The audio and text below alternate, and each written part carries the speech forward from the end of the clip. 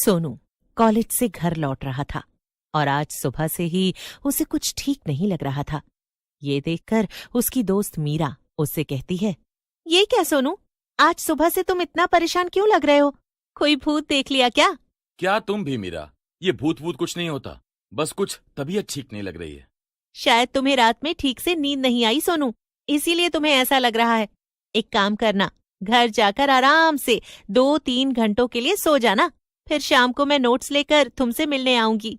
मीरा आधे रास्ते से अपने घर के लिए मुड़ जाती है और सोनू अपने घर आ जाता है।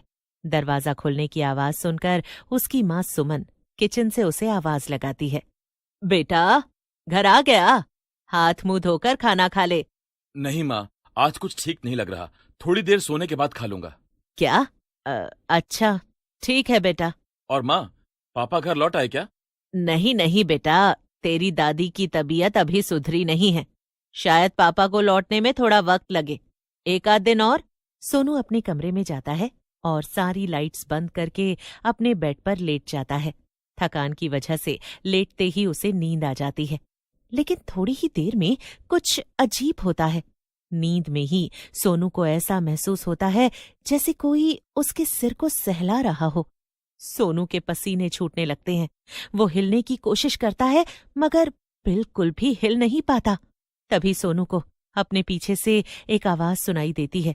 कोई सोनू का सर सहलाते हुए धीमी आवाज में उसके कान के पास आकर कहता है, सोनू उठ जा बेटा। सोनू डरते हुए पलट कर देखता है और चौंक जाता है। उसके सिरहाने पर उसकी दादी बैठी हुई थी और वो बहुत ही बीमार नजर आ रही थीं। दादी, आप यहाँ? क्या क्या पापा के साथ यहाँ आई? लेकिन सोनू की दादी कुछ भी नहीं कहती और एकटक उसे देखती रहती हैं। देखते ही देखते उनकी आंखें एकदम सफेद हो जाती हैं। ये नजारा देखकर तो सोनू के होश ही उड़ जाते हैं। उसकी सांसें तेज होने लगती हैं।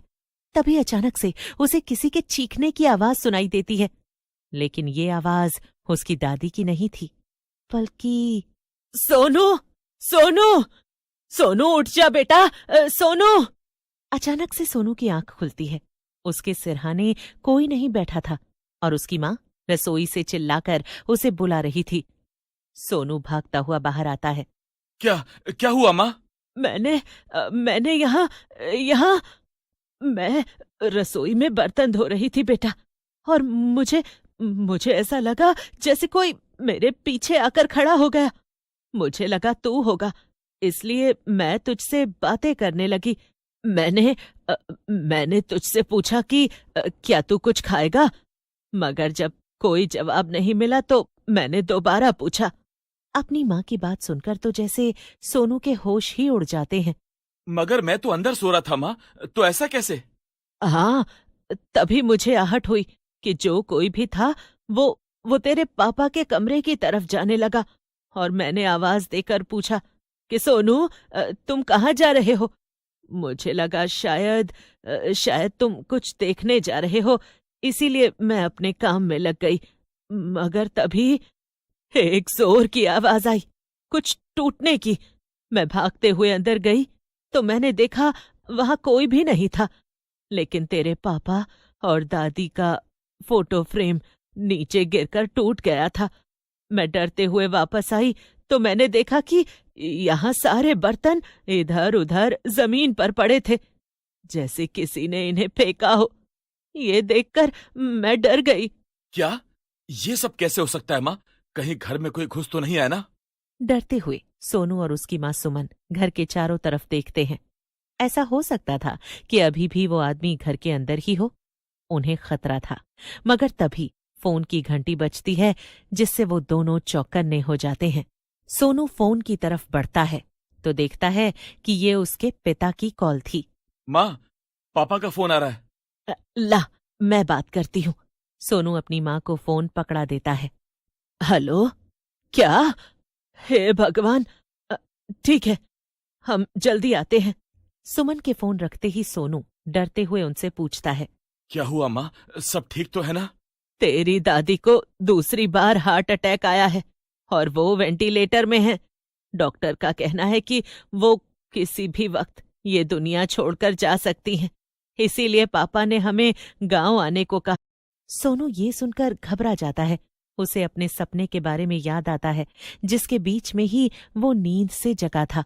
सब कुछ याद करके उसके सिर में तेज दर्द शुरू हो जाता है, मगर खुद को संभालते हुए वो अपनी माँ से कहता है, मैं अभी गाड़ी निकालता हूँ माँ, और आप सब सामान रख लीजिए। शायद हमें गांव में ज्यादा दिन रुकना पड़ेगा दादी के 13वीं और अंतिम संस्कार के लिए। हाँ हाँ, तू सही कह रहा है बेटा, मैं सारी तैयारी कर लेती हूँ। थोड़ी ही देर में सारा सामान रखकर सुमन और सोनू गांव जाने के लिए निकल जाते हैं। सोनू कार चला रहा था और सुमन उसके बगल में बैठी हुई कुछ सोच रही थी। बेटा, मैं याद कर रही हूं कि तेरी दादी को तुझसे कितना लगाव था। जब तू छोटा था ना, तो हर वक्त तुझे अपनी गोद में बिठाकर रखती थी, और जब तू बाहर खेलने जाता था तब भी हमेशा तेरे साथ जाती थी। क्या सचमुच माँ?